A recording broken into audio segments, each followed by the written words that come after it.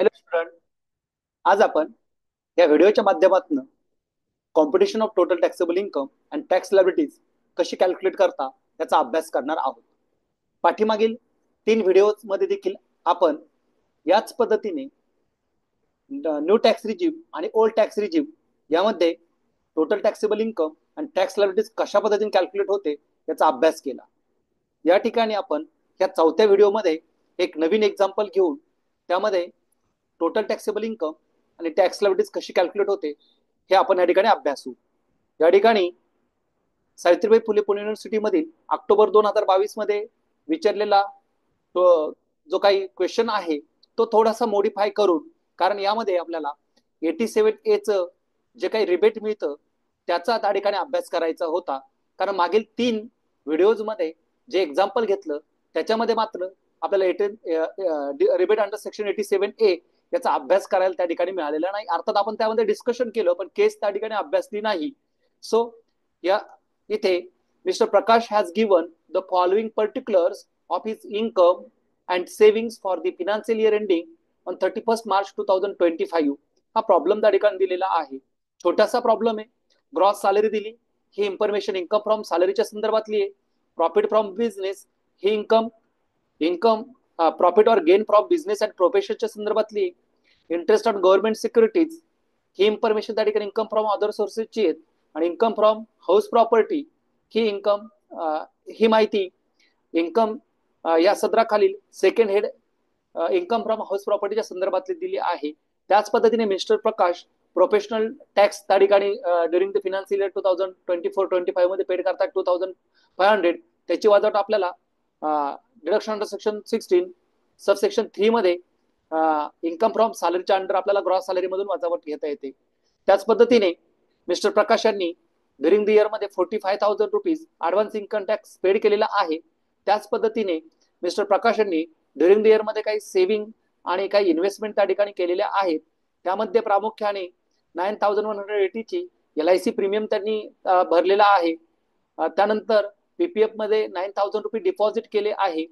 National saving certificate मध्ये 4,500 invest केले आहे. आणि SBI मध्ये 5 इयर्स साठी FD केली आहे 1 लाखची. म्हणजे यामध्ये संपूर्ण इन्फॉर्मेशन ही 80C रिगार्डिंग दिली आहे. ते आपण त्या ठिकाणी अभ्यासणार आहोत. आणि मग compute his taxable income for the assessment 2025-26 tax liabilities under taxation under old tax regime and taxation under new tax regime त्या पद्धतीने आपल्याला कॅल्क्युलेट करायचं आहे. इथे आपण बघूयात.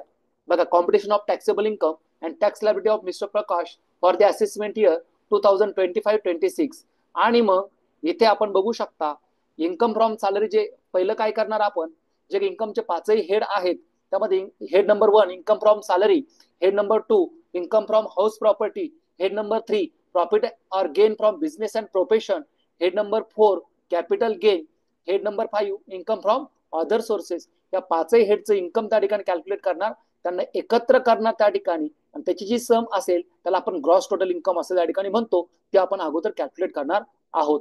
मग इथे पहिलं इन्कम फ्रॉम सॅलरी त्या रिगार्डिंग बघा, इथे ग्रॉस सॅलरी ₹5,22,700 दिली. ती आपण दोनही टॅक्स रिजीम मध्ये घेतलेली आहे. आणि मग याच्यातनं आपण काय करतो, डिडक्शन अंडर सेक्शन 16 लेस करतो. त्यामध्ये प्रामुख्याने 3 डिडक्शन्स वजा होत असतात. त्यामध्ये first deduction under section 16 subsection 1 standard deduction, की जे ओल्ड टॅक्स रिजीम मध्ये 50,000 रुपीज आणि न्यू टॅक्स रिजीम मध्ये 75,000 रुपीज इतकी वजावट आपण त्या ठिकाणी घेत असतो. आणि या संदर्भात कोणती माहिती दिलेली असत नाही, ती आपल्याला जे काही बजेट जाहीर केलं आहे त्यामध्ये सरळ सरळ दिलेलं आहे, आणि त्या आधारे आपण त्या ठिकाणी फिनान्स बिलच्या आधारे ते त्या ठिकाणी घेत असतो. त्यानंतर सेकंड जे डिडक्शन असतं ते एंटरटेनमेंट अलाउन्सचं असतं, डिडक्शन अंडर सेक्शन 16 सबसेक्शन 2. पण ह्या प्रॉब्लेम मध्ये एंटरटेनमेंट अलाउन्सच्या बाबतीमध्ये कोणती माहिती दिली नाही. ती पण त्या ठिकाणी गव्हर्नमेंट सेक्टर एम्प्लॉय असेल तर त्याची वजावट मिळते, अदरवाईज प्रायव्हेट सेक्टर एम्प्लॉयच्या बाबतीमध्ये ती नॉट ऍप्लिकेबल होते. अर्थात इथे तसं काही मेन्शन केलं नाही, परंतु एंटरटेनमेंट अलाउन्स हा दिलेलाच नाही म्हणून आपण त्याचा विचार इथे केलेला नाही. त्यानंतर प्रोफेशनल टॅक्स मिस्टर प्रकाश यांनी 2,500 रुपीज पेड केलेला आहे. आणि म्हणून जो काही प्रोफेशनल टॅक्स आहे त्याची वजावट आपल्याला ओल्ड टॅक्स रिजीम मध्ये मिळते. आणि म्हणून ओल्ड टॅक्स रिजीम मध्ये आपण 2,500 इतकी वजावट घेतली. म्हणजे 50,000 प्लस 2,500 अशी 52,500. मात्र नो टॅक्स रिजिम मध्ये प्रोफेशनल टॅक्सची वजावट मिळत नाही, म्हणून आपण त्याला नॉट ऍप्लिकेबल केलं. म्हणून इथे फक्त 75,000 इतकी टोटल वजावट आपण त्या ठिकाणी घेतलेली आहे. मग आता याच्याद्वारे आपण इन्कम फ्रॉम सॅलरी कॅल्क्युलेट करू शकतो. ग्रॉस सॅलरी मधनं ते डिडक्शन्स वजा केले म्हणजे 5,22,700 मायनस 52,500, तर त्या ठिकाणी इन्कम फ्रॉम सॅलरी कॅल्क्युलेट झाली 4,70,200. आणि इकडे 5,22,000 मधनं 75,000 स्टँडर्ड डिडक्शन लेस झालं, तिथे त्या ठिकाणी इन्कम फ्रॉम सॅलरी कॅल्क्युलेट झाली 4,47,000. Then in second head income from house property, त्या रिगार्डिंग डायरेक्ट 13,500 हा इन्कम दिलेला आहे, तो आपण या ठिकाणी घेतलेला आहे. इथे मात्र इन्कम फ्रॉम हाऊस प्रॉपर्टीच्या संदर्भात काही कॅल्क्युलेशन दिलेलं नाही, म्हणून आपण सरळ त्या ठिकाणी इन्कम दिला, तो घेतला. त्यानंतर profit or gain from business and profession third हेडच्या बाबतीमध्ये इन्कम फ्रॉम बिझनेस 1,35,000 दिला, तो आपण या ठिकाणी दोन्ही टॅक्स रिजिम मध्ये घेतलेला आहे. अगेन कॅपिटल गेन ह्या दोनही कॅपिटल गेन ह्या प्रॉब्लेम मध्ये दिला नाही, म्हणून आपण दोन्ही टॅक्स रिजिम मध्ये तो नील घेतलेला आहे. Head number 4. त्यानंतर head number 5 income from other sources, त्या regarding interest on government securities 3,420 rupees दिले आहे, ते आपण दोनही हेडच्या अंडर त्या ठिकाणी घेतले आहे. आणि मग आपण या ठिकाणी पाचही हेडची बेरीज करू. पाचही हेडची बेरीज केल्यानंतर ओल्ड टॅक्स रिजिम मध्ये ग्रॉस टोटल इन्कम त्या ठिकाणी कॅल्क्युलेट झालेला आहे, तो 6,22,120. अँड नो टॅक्स रिजिम मध्ये तो कॅल्क्युलेट झाला आहे 5,98,920. सो या पद्धतीने आपण ग्रॉस टोटल इन्कम कॅल्क्युलेट केला. प्रॉब्लेमचा फर्स्ट पार्ट आपण या ठिकाणी कंप्लीट केला. त्यानंतर आपण ग्रॉस टोटल इन्कम मधनं जे काही डिडक्शन्स आहेत, deduction under section 80C to 80U याची वजावट त्या ठिकाणी देत असतो. त्यामध्ये दिलेल्या प्रॉब्लेम मध्ये LIC प्रीमियम 9,180 80C संदर्भात आहे. Deposit in PPF public provident fund ते देखील 80C रिगार्डिंग आहे. Invested in 4,500 in national saving certificate NSC 80C आहे. Made FD for 5 years in State Bank of India rupees 1 lakh. This information is also regarding the 80C. So only 80C regarding information is furnish in the problem. आणि म्हणून आपण 80C जे चारही इथे item दिले ते घेतले आणि त्याची या ठिकाणी बेरीज केली, ती आली 1,22,680. Again I repeat, the total quantum of 80C is of rupees 1 lakh up to rupees 1,50,000. 1,50,000 पर्यंत घेता येते. ही टोटल जर 1,50,000 पेक्षा जास्त गेली असती तर आउटरला आपण 1,50,000 घेतले असते. इथे ती 1,22,680 आली, 1,50,000 पेक्षा कमी आहे, म्हणून जी आहे ती त्या ठिकाणी घेतली. आणि मग ग्रॉस टोटल इन्कम मधनं आपण ती 80C मायनस केलं 1,22,680. So total taxable income gross GTI मधनं डिडक्शन्स वजा केल्यानंतर जे इन्कम शिल्लक राहतं त्याला आपण टोटल टॅक्सेबल इन्कम म्हणतो. ते इथे 4,99,440 इतकं त्या ठिकाणी ते कॅल्क्युलेट झालं. आणि त्याच पद्धतीने न्यू टॅक्स रिजिम मध्ये मात्र कोणतंही डिडक्शन्स आपण वजावटीसाठी घेऊ शकत नाही, म्हणून त्याला नॉट ऍप्लिकेबल केलं. म्हणून 5,98,920 जे इन्कम आहे तेच आपण खाली टोटल टॅक्सेबल इन्कम म्हणून घेतलेलं आहे. म्हणजे इथे आपला प्रॉब्लेमचा सेकंड पार्ट कंप्लीट झाला. टोटल टॅक्सेबल इन्कम आपण कॅल्क्युलेट केला आणि ह्या अमाऊंटवर आता आपल्याला टॅक्स कॅल्क्युलेट करायचा आहे. मग इथे बघूयात कॅल्क्युलेशन्स मध्ये आपण इथे ओल्ड टॅक्स रिजिम नुसार आपण टॅक्स कॅल्क्युलेट करणार आहोत, इकडे न्यू टॅक्स रिजिम नुसार कॅल्क्युलेट करणार आहोत. मग सुरुवातीला आपण न्यू ओल्ड टॅक्स रिजिम नुसार कॅल्क्युलेट करू. मग त्याचे स्लॅब बघा कसे आहे. Up to rupees 2,50,000 nil, 2,50,000 1 to 5 lakhs 5%, 5 lakhs to 10 lakhs 20%, आणि अबाउट 10 lakhs 30%. पण इथं मुळातच इन्कम 4,99,440 आहे, म्हणून 5 लाखापर्यंत आहे. त्यावर आपण त्या ठिकाणी त्याचं इन्कम टॅक्स कॅल्क्युलेट करू. मग बघा, पहिले 2.5 लाख, पहिल्या 2.5 लाखावर नील घेतला आपण, पुढच्या 2.5 लाख ते 5 लाख, पण पूर्ण 5 लाख नाहीच आहे आपलं इन्कम, म्हणून 2.5 लाख ते 5 लाख 5% जरी असलं तरी 5% ऑन 2,49,440 घेऊयात आपण. हे 2,49,440 कसे आले, तर टोटल हे जे इन्कम आहे 4,99,400 ते घेतलं आणि त्या 4,99,440 मधनं पहिले 2,50,000 जे वजा इथे केलेले आहेत आपण, पहिले जे 2.5 लाख आहे ते वजा केले, म्हणजे पुढच्या 2.5 लाखापैकी ते आले 2,49,440, 2,49,440. त्याच्यावर 5% कॅल्क्युलेट केलं आणि ते आलं 12,472. इथे 5 लाखाच्या पुढे इन्कमच गेलेलं नाहीये, म्हणून त्याच्यावर आपण कोणताही टॅक्स कॅल्क्युलेट केला नाही आणि अबो 10 लाखच्या वरती येण्याचा काही संबंध नाही, कारण टोटल टॅक्सेबल इन्कम आपला 4,99,440 इतका आलेला आहे. आणि मग टोटल टॅक्स किती आला इथे, 12,472. आता इथे मात्र बघा गंमत आहे, ह्या पहिल्या प्रॉब्लेम मध्ये आपल्याला रिबेट घेता येत आहे, लेस रिबेट अंडर सेक्शन 87A. काय रिबेट आहे? I again repeat here. जर त्या ठिकाणी टोटल टॅक्सेबल इन्कम म्हणजे ही जी अमाऊंट आहे the total taxable income old tax regime मध्ये जर 5 लाख किंवा 5 लाखापेक्षा कमी असेल तर आपल्याला टॅक्स रिबेट अंडर सेक्शन 87 घेता येतं. आणि इथं निश्चितपणाने 5 लाखापेक्षा कमी उत्पन्न आहे, 5 लाख किंवा 5 लाखापेक्षा कमी, इथं 4,99,440 आहे. आणि म्हणून तिथं टॅक्स रिबेट आपल्याला घेता येतो. काय टॅक्स रिबेट घेता येतो की 5 लाखाच्या आतमध्ये जेवढा टॅक्स आला ना कॅल्क्युलेट करून तेवढी वाजवट घेता येते. तो टॅक्स 12,472 आलाय आणि म्हणून रिबेट देखील आपल्याला 12,472 आला. मग टोटल टॅक्स 12,472, त्याच्यातून रिबेट मिळाला 12,472, म्हणजे टोटल टॅक्स आला आपला नील. आता तो नील आला त्याच्यामुळे पुढे जो काय आपण हेल्थ अँड एज्युकेशन सेस मागच्या प्रॉब्लेम मध्ये कॅल्क्युलेट केला 4% ऑन टॅक्स, पण इथं मुळात टॅक्सची अमाऊंट 0 आहे म्हणून 0वर 4% कॅल्क्युलेट केला, तो नील आला. म्हणजे टोटल टॅक्सेबल लायबिलिटीज त्या ठिकाणी काय आली? नील आली या प्रॉब्लेम मध्ये. केवळ कशामुळे? तर tax rebate under section 87A, rebate under section 87A च्या ठिकाणी त्याची रिबेट आपल्याला घेता आलं, जे काही टॅक्स कॅल्क्युलेट झाला तेवढी रक्कम. आणि म्हणून इथे मात्र मिस्टर प्रकाश यांनी 45,000 इतका ऍडव्हान्स टॅक्स पेड केलेला आहे. बघा, हा 45,000 रुपीज जो टॅक्स पेड केला ऍडव्हान्स मध्ये तो आपण त्या ठिकाणी वजा करून घेऊ, कारण त्याने तेवढा टॅक्स भरलेला आहे. मग टोटल टॅक्स लायबिलिटी त्याची 0 आली आणि त्याने इन्कम टॅक्स ऑलरेडी जो पेड केलेला होता 45,000, म्हणजे त्याला एकही रुपया टॅक्स नाही आला, पण त्याचे 45,000 रुपये त्याने पेड केलेला होता, म्हणून तो टोटल अमाऊंट त्याला रिफंड होईल. किती? 45,000 रुपीज या केसमध्ये. सेम आपण न्यू टॅक्स रिजिम मध्ये त्या ठिकाणी बघूया.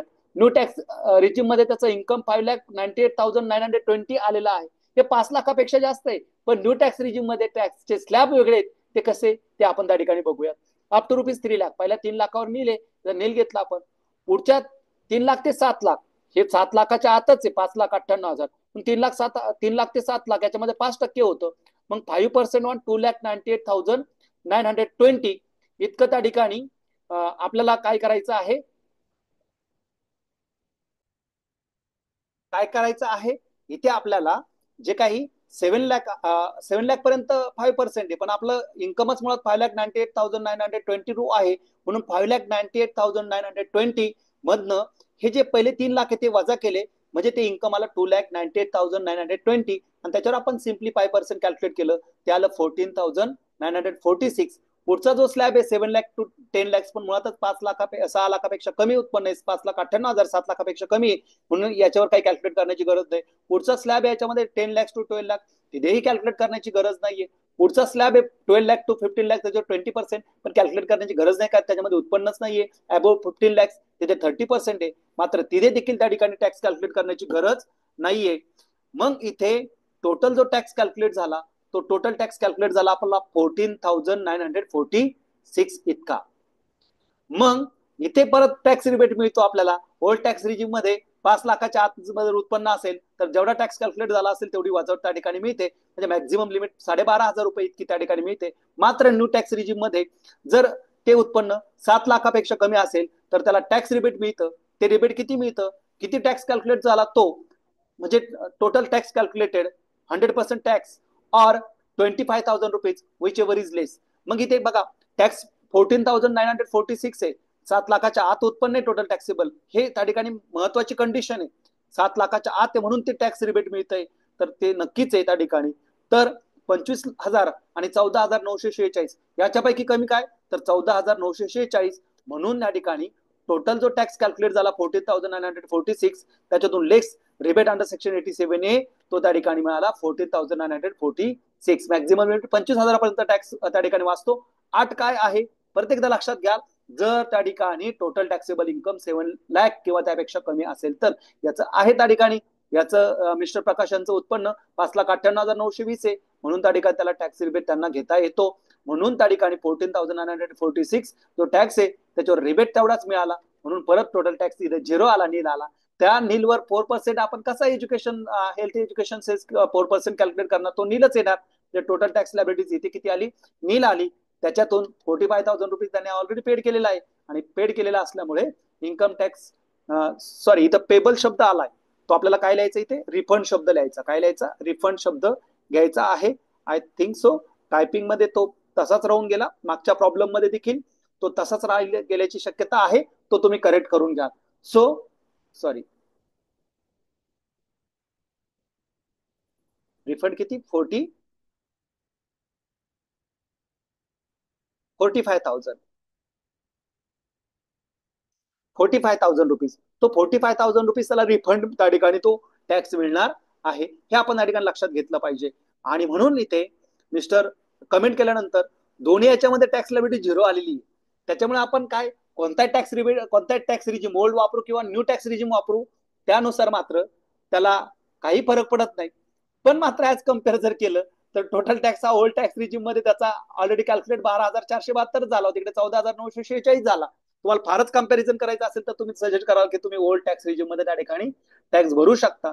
पण त्याचे टॅक्स लायबिलिटी झिरोच आहे. त्याच्यामुळे whether he file his income tax return under new tax regime or old tax regime, there is no any extra benefit or extra loss to the mister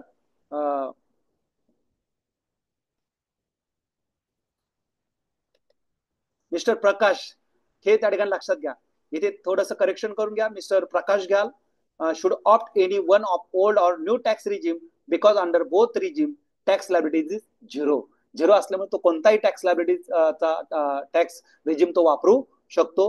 mister प्रकाश इथे करेक्शन कराल. मागच्या problem मधलं आहे तसं राहिलं, ते एडिट करत असताना मिस्टर राजवीर अजमेर राहिलं, मिस्टर प्रकाशचा प्रॉब्लेम आहे, तेवढा तुम्ही त्या ठिकाणी करेक्ट करून घ्याल. आणि त्याचा काही परिणाम फारसा होत नाही, पण चूक आहे ती, मिस्टेक आहे ती करेक्ट करून घेणार आहात. सो ह्या पद्धतीने आपल्याला प्रॉब्लेम सोडवायचा आहे.